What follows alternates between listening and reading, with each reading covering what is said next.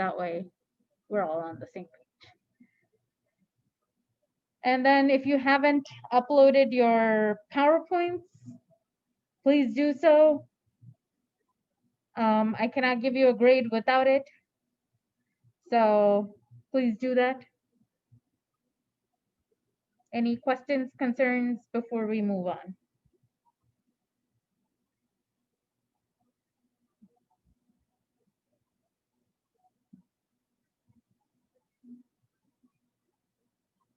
No. Okay. Just need to make sure. Okay. So we're gonna go into presentations. So who wants to go first?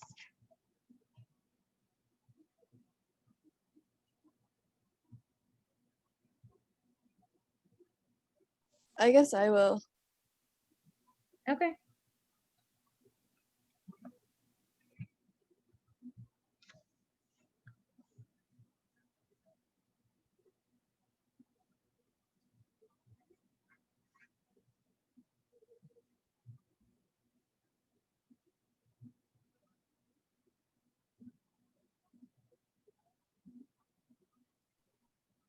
Can you see this? Mm-hmm.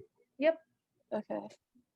So my question was briefly explain what occurs at each of the following ribosomal sites. And then it's the A site and the P site. So I didn't give much background information since it's just, I have to explain it anyway. So there are 4 binding sites on the ribosome, 1 for mRNA and 3 for tRNA, and the tRNA sites are the AEMP sites, and then the AEMP sites are housed by the large subunit of the ribosome. And then the A site is also called the acceptor site, and it serves as the first location that a charged tRNA molecule will attach during protein synthesis. And then termination will then happen when the stop codon hits this A site. And then the P site is the second location that a tRNA molecule will attach to in protein synthesis. It holds the tRNA, which is linked to the lengthening polypeptide chain. And then the stop codon will eventually reach the P site and cause the growing chain to break off. And that's basically it.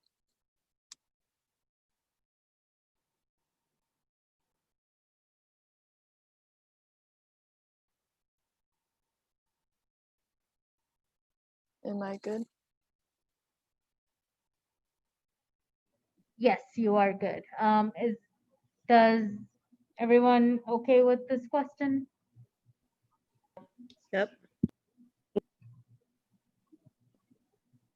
Good. Okay. Who wants to go next?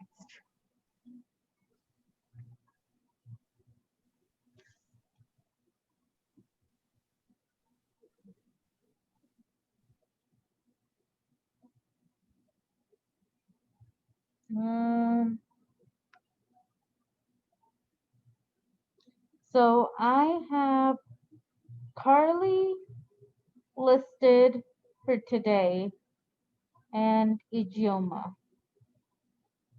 And I think maybe, I don't know if you did presented already, did you?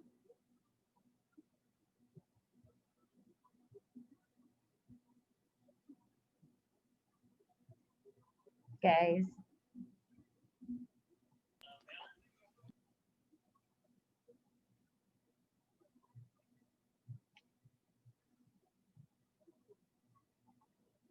Nobody else is presenting today?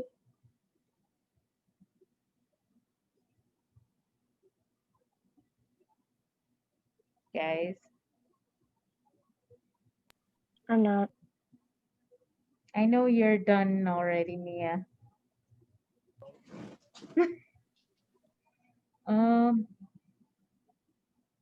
Carly, are you still presenting?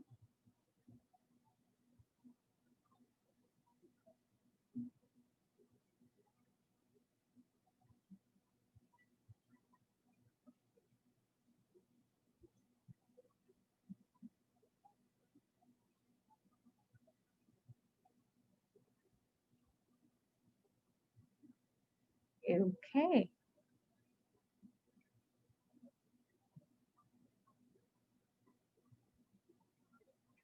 Whoever has not presented so far, if it's not in by the last class, which is the 18th, it's going to be an automatic 0, okay?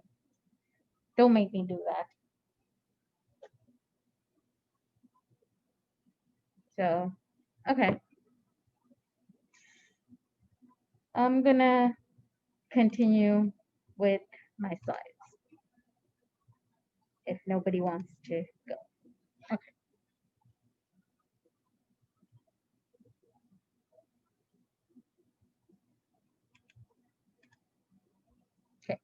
So this is a question with transcription.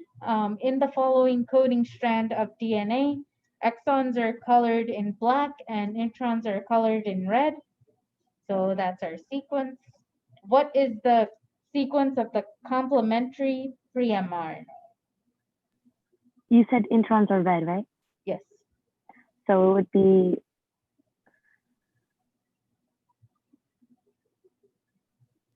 CGG, CGG. Okay. So one thing, so we're talking about pre-mRNA, so the introns are still staying there, right? So with this guy, we know that it is the coding strand. Oh, I didn't realize it was saying stand. It's strand, okay? To get the pre-mRNA of the coding strand, you just need to change the T's to U's. So in this case, we have the coding strand DNA sequence here. So this is our DNA sequence that we have for the coding strand. When you transcribe it, the only thing you have to change is the T's to U's. That's how you get the pre-mRNA sequence because you're keeping the introns as well. Does that make sense? Yeah. Yeah. Good. Okay. So next we have a question that involves the template strand. So when you have a, so here we see that there is, so the top strand here is a template strand, right? So when we have the template strand, you use the complementary strand to get the transcribed mRNA. So in this case, when you have the template strand, your complementary sequence here, the strand, is your coding strand, okay? So in this case, you would use this strand here, which is your complementary strand or your coding strand. You take that, you put it through transcription, and you get UUG GGA AGC. Does that make sense?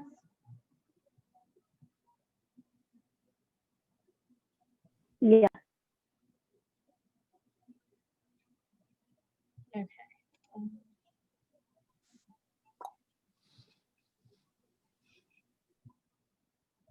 The chat box disappeared. Okay.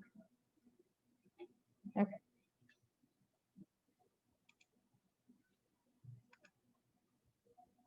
So suppose that a portion of this double-stranded DNA in the middle of a large gene is being transcribed by an RNA polymerase.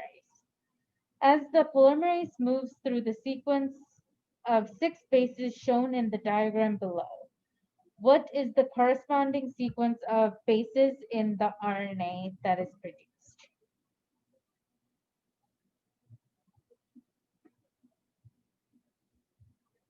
What do you guys think?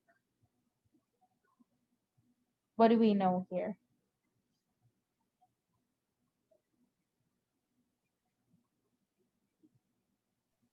I don't know. I'm confused. Okay. So what do we have here? We have both strands, right? The coding and the template. It's asking for the RNA sequence, right? Yeah. So when we look at this, you use the coding strand, right? Because we have the coding strand given. Was I half asleep when I was writing this? Okay. Forgive me, guys.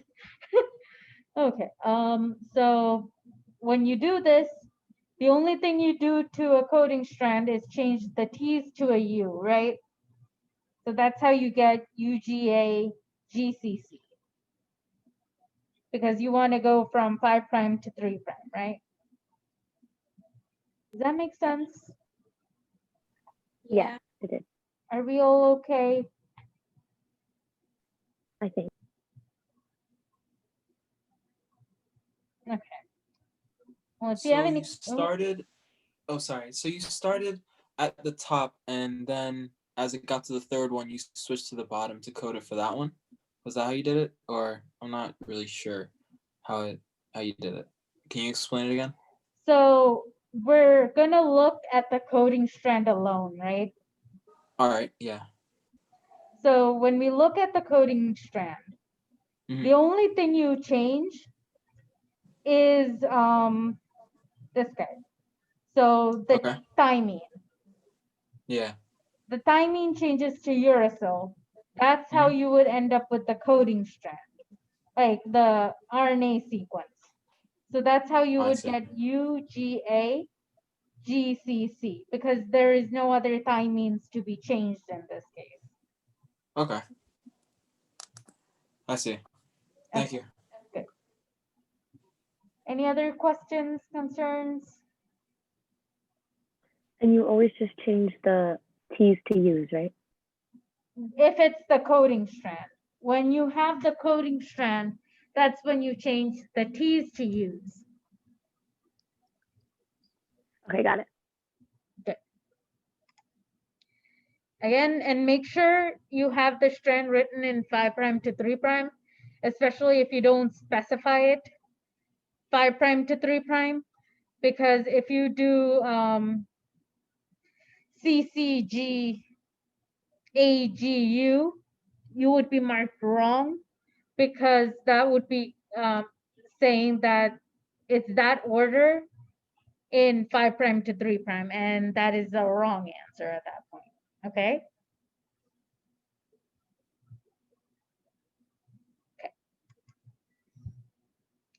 The genetic code is blank, meaning that an amino acid may be encoded by more than one codon. What do you guys think?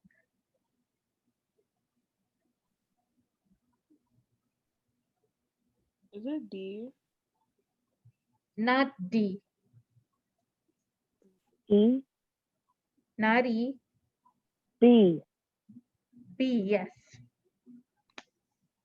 B as in boy. Yep.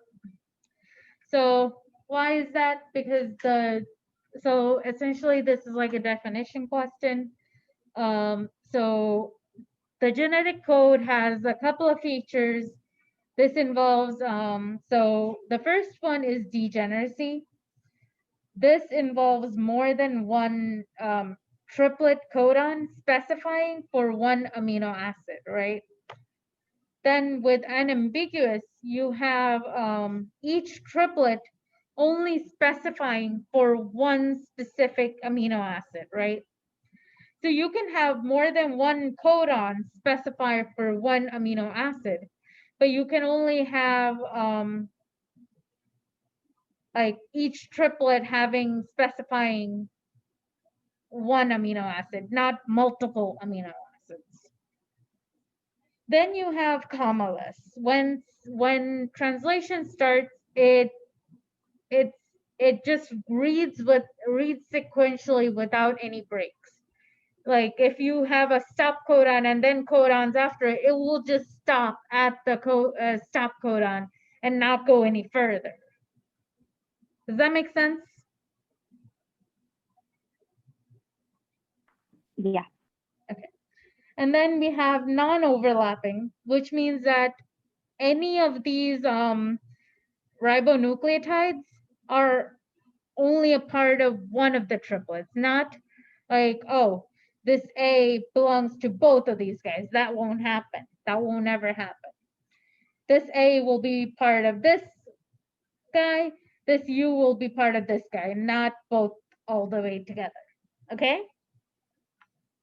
And then with the genetic code, it's nearly universal because it is shared. The genetic code itself is shared between viruses, prokaryotes, eukaryotes, and archaea. But there might be some differences here and there. Okay, so that's why it's nearly universal. Does that make sense?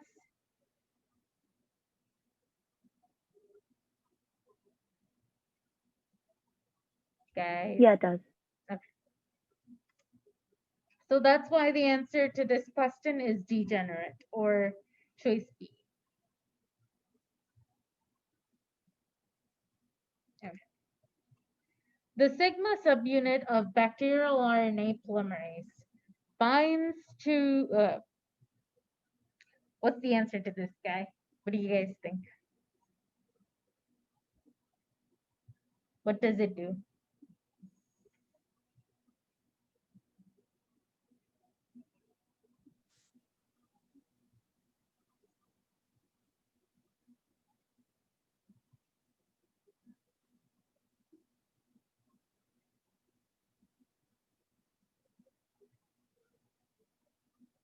A? A? Yeah, I started saying the answer, so everyone should know that by now. Okay, so essentially sigma is a polypeptide unit of RNA polymerase that binds to a specific region on the promoter, essentially putting the catalytic center of the enzyme or the polymerase in contact with the transcription initiation site of the gene. So essentially it brings it to that promoter region and it's like, guys, hello, we need to do transcription, come on. Okay, so essentially that's what the sigma subunit does, right? Does that make sense? Yeah. In this interpretive drawing of a heteroduplex formed between mRNA, or the orange, like this orange thing here, and its coding DNA, what do the loops labeled A through G represent? So we have a pink DNA, The an orange, introns? huh? Wait, 4 introns? yay, yes. Oh, geez. Yes, it is introns. So mature mRNA, they have the introns spliced out and the exons fused together. So when it tries to match up with the DNA, the introns do not have a matching sequence. So they end up looped out, right? Does that make sense why it's introns? Yeah. The poly A tail of mRNAs is what's happening with this guy.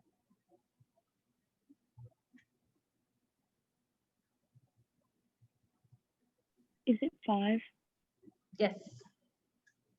So choice 5 is the answer to this guy, because essentially this poly A tail is added post-transcriptionally at to the 3' end of most eukaryotic mRNAs. And the primary function of this little tail is to stabilize the mRNAs against degradation by exonucleases. So that is why all of the choices are correct.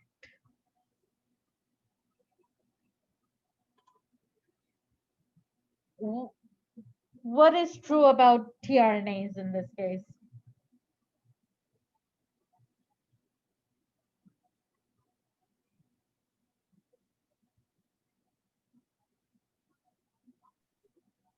Is it 4?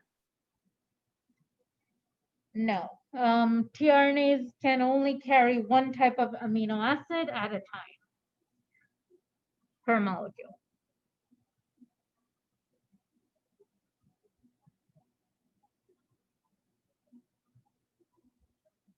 Any other guesses? 2?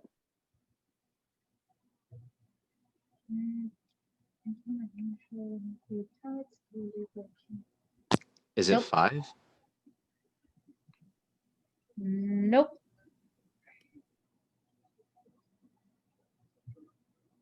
So it's 3?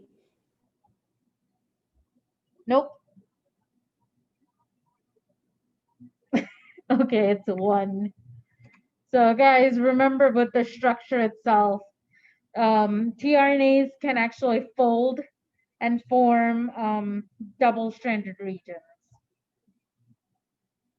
Does that make sense why it's that? Yeah. Okay, this is a little bit more trickier, but simple enough. An amino acyl tRNA synthase for valine is mutated so that it now attaches amino acid glycine to the tRNA of valine instead of valine. What will happen at translation?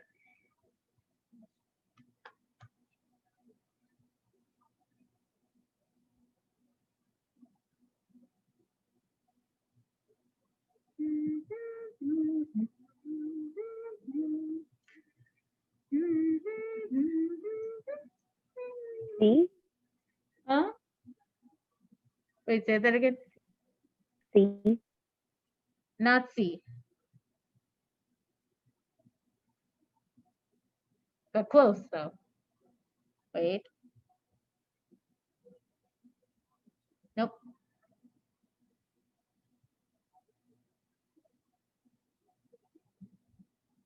So what do we know in this question?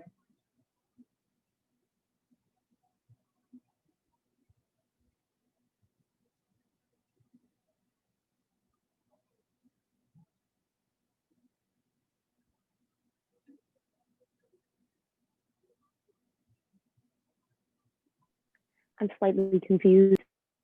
Okay, so we have an amino acyl tRNA synthase for valine that is mutated, right?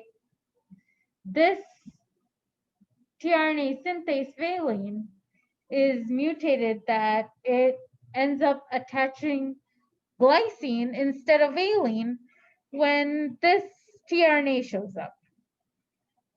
So what is the thing, what's one of the things that happens here?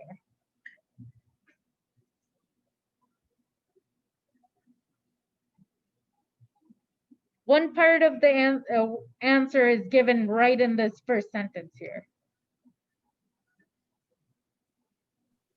The amino acyl tRNA synthase valine is mutated.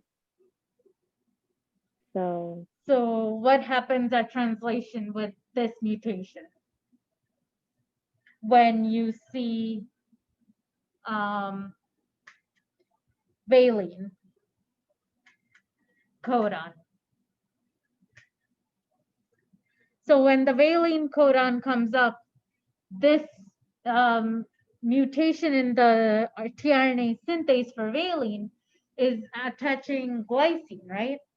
So with this guy, you end up with valine, the tRNA valine attaches glycine instead of valine. So you'll end up seeing glycines at all glycine positions and at the valine positions. Because so the tRNA valine will recognize the valine codon, but it ends up attaching whichever amino acid it has been charged with. In this case, due to this mutation that's there, it ends up being charged with glycine. So instead of the valine, it ends up getting inserted with glycine, right? So in this case, you have, but the glycine codons here are still recognized by their tRNA glycine. That way, the glycines will still be at their normal positions as well. So that's why there will be glycines at all glycine positions and at all valine positions. Does that make sense?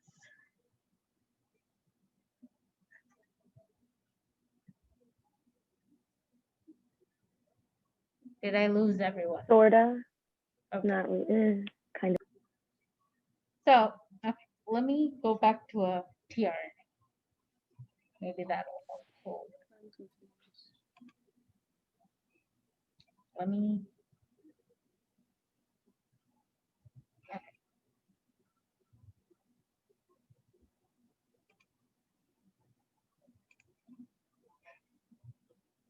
Okay, so we have this picture, right? So we have a tRNA. So the synthase tRNA that has valine attaches. So we have this tRNA that codes for valine, right? The anticodon and codon, they're all coding for valine.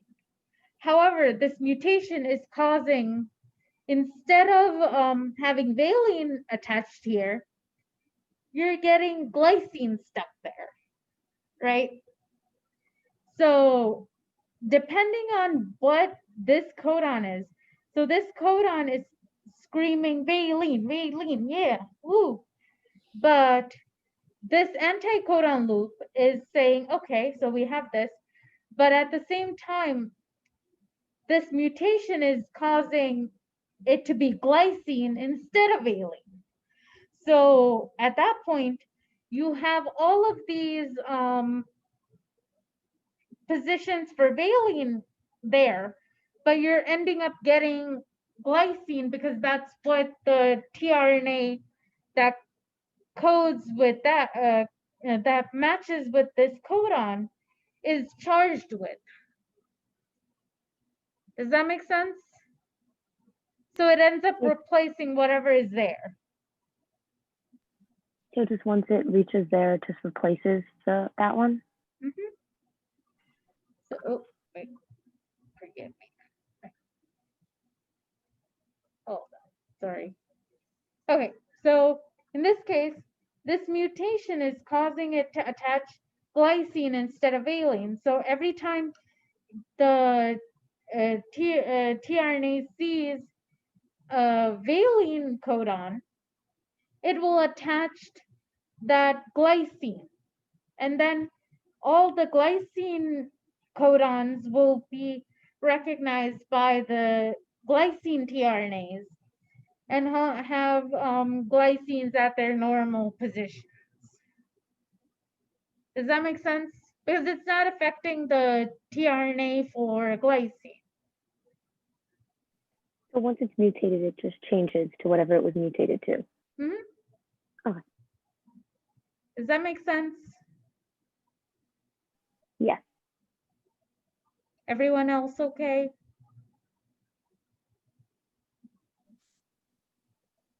Yeah. Okay, good, good. I just need to make sure that I didn't confuse the crap out of everyone. No, now I get it.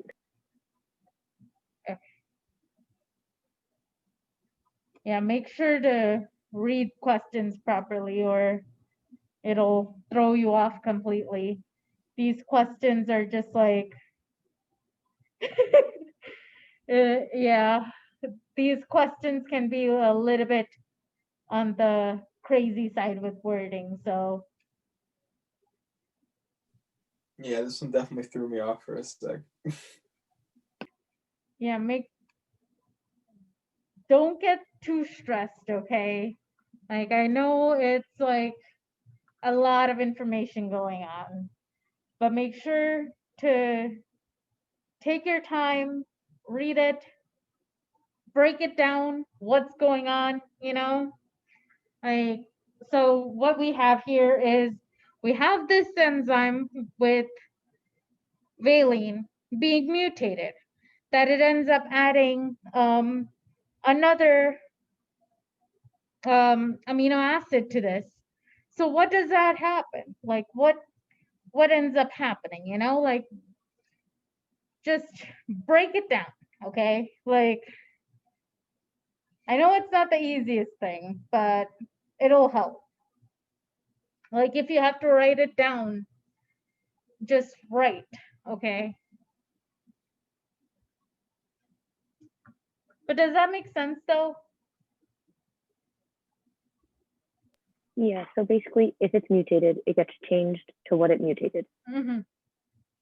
So this tRNA synthase is making the tRNA all attached with its amino acid, and it's like, yeah, let's do some translation, woohoo. But this tRNA synthase is mutated, so it's adding the wrong amino acid to the party. Does that make sense? Yes. Okay.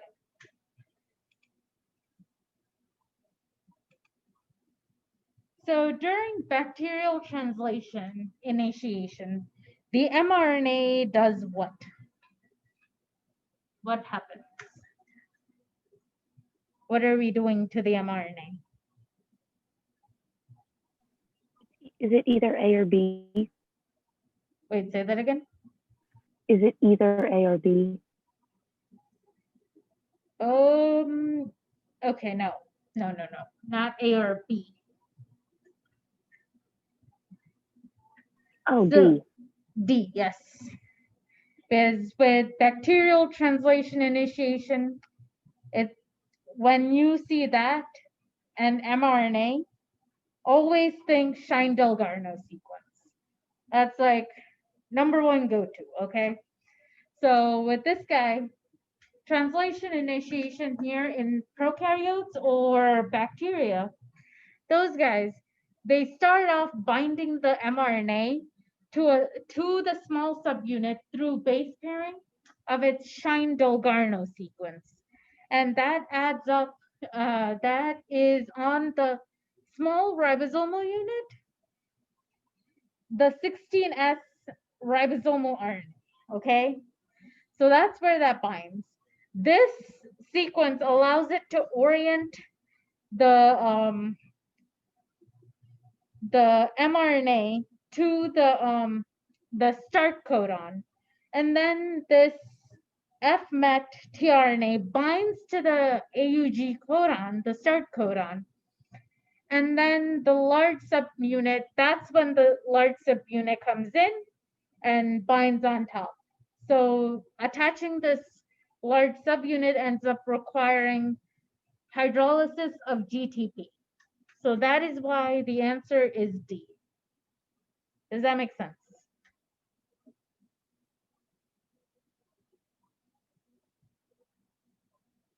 Yeah, so when it's bacterial translation, it'll have to do with the Shine-Dalgarno. That's how it's getting initiated. The mRNA comes and binds to the Shine-Dalgarno sequence. Okay. During the elongation phase of translation, charged tRNA enter the ribosome at the blank site.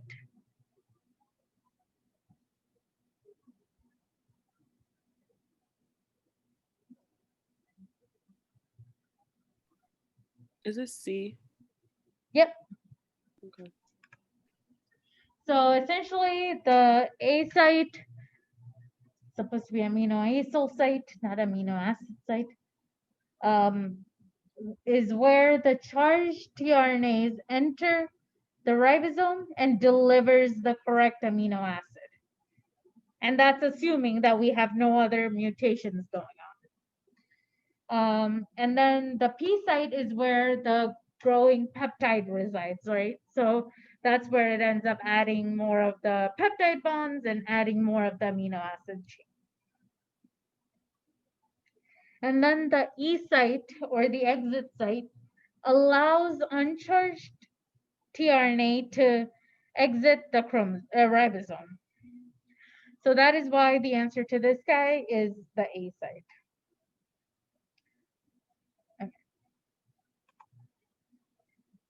Okay, so I don't think I really went over peptidyl transferase. But what do you guys think it is? My guess is D.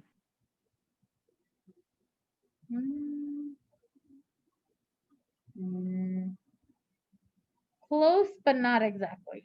So the answer to this guy is C. It's a function of a ribosomal RNA in the large ribosomal subunit. So peptidyl transferase is actually a ribosome, which is essentially an RNA molecule with catalytic activity. So it's boosting some kind of activity going on, right?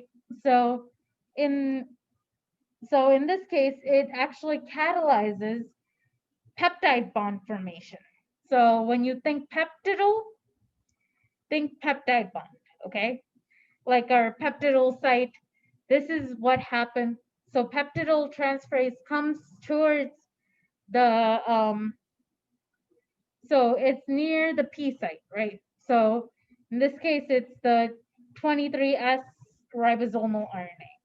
That guy is like catalyzing the formation of these peptide bonds between the amino acids during elongation. So it comes in and it's like, okay, people, let's do peptide bonds, like 1 amino acid, 2 amino acid, 3 amino acid, and it keeps on going, right? It keeps forming those peptide bonds. Does that make sense? Well, it is technically an enzyme, but it's technically a ribozyme. So essentially, it's a RNA molecule on the ribosome that ends up being with catalytic activity. Does that make sense? Okay. Yeah. Good. So peptidyl peptide bond, okay? Remember that. In this drawing of hemoglobin, what levels or structures are visible?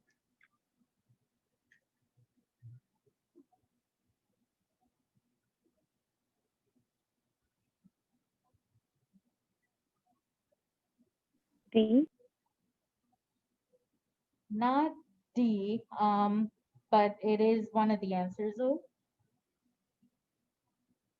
I see a correct answer of E. Yes, good. So in this case, the only structure you don't see in this guy is the primary structure. With because you cannot see the sequence itself. But you can see the different foldings. That's like the secondary structure. You have the alpha chains and beta chains, which are part of the tertiary subunits and all that. And then we have multiple molecules going on that ends up giving rise to a functional molecule. That is part of the quaternary structure. Does that make sense? Yeah. Okay, good. If there were 6 bases in DNA and still only 20 amino acids, how long would a codon need to be to specify the number, specify an amino acid? So I know we haven't gone over a question like, oh, what happened? Answer 3. No. Okay, so one of the things that we would do for this question is if we had the number of combinations of codons, that would be easier to detect. But, oh, Emanuela, is your answer choice for this question? Yeah. Okay, so yes, your answer is correct. So in this case, you get the different combinations of codons equal to the number of bases to the length of the codon, to the power of the length of the codon. So in this case, since we don't know the number of combinations of codons we have, we're gonna choose like, so what we're gonna do is that we know we have 20 amino acids, right? And we have at least one stop codon. So with those guys, you need a minimum of 21 of these guys. So when we do this, when we start off with 2 base codons with using 6 bases, you get 6 to the power of 2, or 6 squared. That gives you 36 different combinations. That would be more than enough to include all of these 20 amino acids and the stop codons. So in this case, you would end up choosing this one because this is the minimum required number of the length of the codon itself. Does that make sense? Yeah. Great. Okay. Okay, so this, I don't think I've actually covered this with you guys. So what do you guys remember about a nonsense mutation? Nothing. Okay, perfect. So a nonsense mutation is essentially changing an amino acid to a coding, to a amino acid coding codon into a termination codon. So it's essentially changing one codon that codes for an amino acid into a stop codon, right? So stop codons, we don't have any amino acids attached to it, right? So in this case, we have this going on, but then we have a nonsense suppressor mutation. So this mutation itself ends up suppressing the effect of the first mutation, right? So in this case, it would end up, so this mutation would end up restoring the functionality of the nonsense mutation by allowing an amino acid to be added to the polypeptide. Does that make sense? Can you go over that again? Okay, so nonsense mutations is essentially a change in an amino acid coding codon that turns this guy into a stop codon. So this, when a nonsense suppressor mutation occurs, this is essentially a second mutation that suppresses the effect of this mutation, right? And then this mutation ends up restoring whatever is going on with the nonsense mutation, right? So it allows that amino acid to be added to the polypeptide chain. Does that make sense? So it's Yeah. suppressing a nonsense mutation here. Okay, got it. So this is all I got for today. But do you guys have any questions, concerns? Are you all freaked out? Yes. Oof. I guess I'm just kind of distracted with everything that's going on, but yeah, I think I'll be fine. I just don't want to do it anymore. Yeah, me either. I feel that.